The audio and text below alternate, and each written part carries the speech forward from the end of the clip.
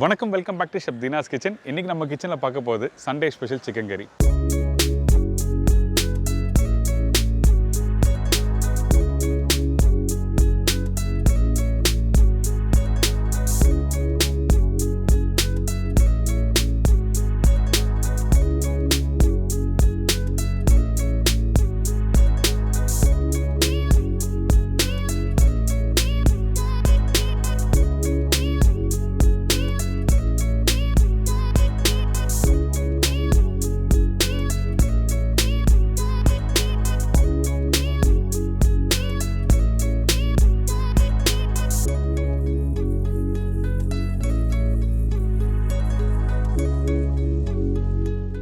ஞாயிற்றுக்கிழமை ஒரு சம்திங் ஸ்பெஷலாக வீட்டில் பண்ணோம், காரசாரமாக பண்ணோம் அப்படின்னு சொல்லிட்டு நிறைய பேர் யோசிப்பீங்களே. அந்த டைமில் இந்த மாதிரி ப்ரிப்பரேஷன் எங்கள் வீட்டில் ட்ரை பண்ணி பாருங்கள், ரொம்ப நல்லாயிருக்கும். இதில் காஞ்ச மிளகாய் அதிகமாக போட்டிருப்பேன், சின்ன வெங்காயம், தேங்காய், அதுக்கப்புறம் சோம்பு எல்லாம் போட்டு நல்லா அரைச்சிட்டு இந்த சிக்கனோட போட்டு நல்லா குக் பண்ணியிருப்பேன். ஒரு சூப்பரான ஒரு கறி, கண்டிப்பாக உங்கள் எல்லாருக்கும் பிடிக்கும். யார் வீட்டில் நல்ல ஒரு காரசாரமாக சாப்பிடணும்னு நினைக்கிறீங்களோ அந்த டைமில் இந்த மெத்தடில் கரெக்டாக ட்ரை பண்ணி பாருங்கள், ரொம்ப நல்லாயிருக்கும். ஸோ இந்த டிஷ்ஷுக்கு தேவையான பொருட்கள் பார்த்தலாமா? சண்டே ஸ்பெஷல் சிக்கன் கறிக்கு தேவையான பொருட்கள்: சிக்கன் 1/2 கிலோ, தேங்காய் 1/2 மூடி, சின்ன வெங்காயம் 10 நம்பர், காய்ந்த மிளகாய் 20 நம்பர், பச்சை மிளகாய் 4 நம்பர், உடைச்ச முந்திரி 10லேருந்து 12 நம்பர், தனியா 1 டேபிள் ஸ்பூன், பெரிய வெங்காயம் 1, பெரிய தக்காளி 1.5 நம்பர், இஞ்சி பூண்டு பேஸ்ட் 1 டேபிள் ஸ்பூன், மஞ்சத்தூள் சிறிதளவு, சில்லி பவுடர் 1 டீஸ்பூன், தனியா powder 1 teaspoon, pepper powder 1 teaspoon, முழு கரம் மசாலா தேவையான அளவு, சோம்பு 1 டீஸ்பூன், கொத்தமல்லி தேவையான அளவு, கருவேப்பிலை தேவையான அளவு, உப்பு தேவைக்கேற்ற, நல்லெண்ணெய் குக் பண்ணுறதுக்கு தேவையான அளவு. இதுதாங்க இந்த ப்ரிப்பரேஷன் தேவையான பொருட்கள். இந்த சண்டே ஸ்பெஷல் சிக்கன் கறி பண்ணுறதுக்கு ஃபஸ்ட்டு நம்ம என்ன பண்ணுறோன்னா, நம்மக்கிட்ட இருக்க தேங்காய், முந்திரி, சின்ன வெங்காயம் இதெல்லாம் போட்டு நல்லா அரைக்க போகிறோம். இந்த அரைக்கிறது தான் ரொம்ப இம்பார்ட்டன்ட். இதில் காஞ்ச மிளகாய் அதிகமாக போட்டிருப்போம். ஃபஸ்ட்டு நம்ம என்ன பண்ணுறோம், தேங்காய் போட்டிருக்கேன், அதுக்கப்புறம் முந்திரி பருப்பு,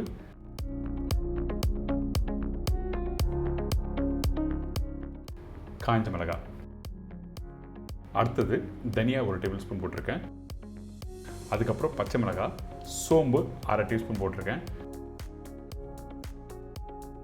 சின்ன வெங்காயம் 10 நம்பர், அதுக்கப்புறம் கருவேப்பிலை. இதெல்லாம் போட்ட பிறகு நல்லா மிக்சியில் போட்டு அரைக்க ஆரம்பிங்க. அதே டைமில் தேவையான அளவுக்கு தண்ணி போட்டு ஃபைன் பேஸ்ட்டாக அரைச்சிருக்கணும், குறைன்னு அரைக்கக்கூடாது.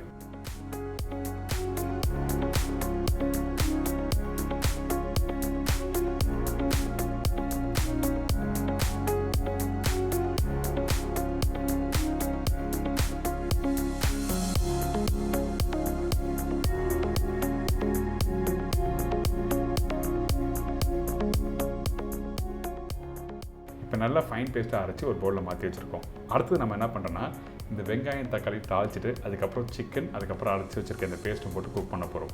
அதனால் நல்லெண்ணெய் தேவையான ஊற்றிருக்கோம். அதுக்கு பிறகு சோம்பு நல்லா பொரிஞ்சு வர டைமில் முழு கரம் மசாலா போடுங்க. இந்த முழு கரம் மசாலா பட்டை, லவங்கம், ஏலக்காய், பிரிஞ்சி இலை, இது ரொம்ப முக்கியம்.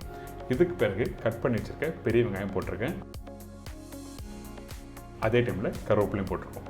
இதெல்லாம் போட்டு லைட்டாக வதங்கி வரட்டும். 50% அளவுக்கு வதங்கினா மட்டும் போதும். அதுக்கு பிறகு இஞ்சி பூண்டு பேஸ்ட் 1 டேபிள் ஸ்பூன் கண்டிப்பாக போட்டுருக்கணும். ஆல்ரெடி வெங்காயம் போட்டிருக்கீங்க அரைக்கும் போது, இந்த இடத்துலையும் வெங்காயம் வேணுமா அப்படி கேட்டிங்கன்னா கண்டிப்பாக வேணும். எந்த ஒரு ப்ரிப்பரேஷன் இருந்தாலும் சிக்கனை வச்சு பண்ணும்போது தாளிச்சிட்டு அதுக்கப்புறம் அந்த பேஸ்ட்டை போட்டு குக் பண்ணால் அந்த வாசனை, அந்த டேஸ்ட் எல்லாம் நல்லா கொடுக்கும். அதனால தான் வெங்காயம் திருப்பி இந்த இடத்துல யூஸ் பண்ணியிருக்கோம். அதுக்கு பிறகு பொடிசாக கட் பண்ணி வச்சிருக்கு இந்த தக்காளி.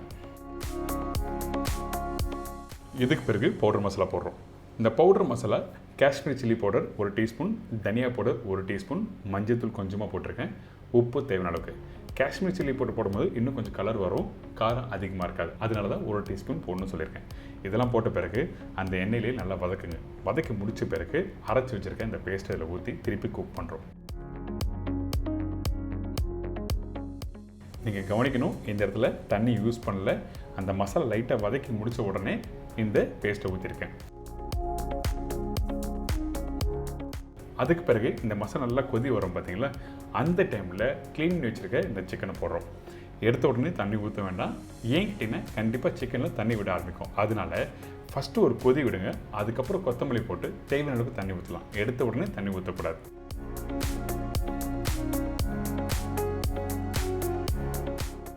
இப்போ இதெல்லாம் போட்ட பிறகு நல்லா மிக்ஸ் பண்ணுங்கள். மிக்ஸ் பண்ணிட்டு ஒரு மூடி போட்டு நல்லா வேகட்டும் சொல்லி விட்டுருங்க.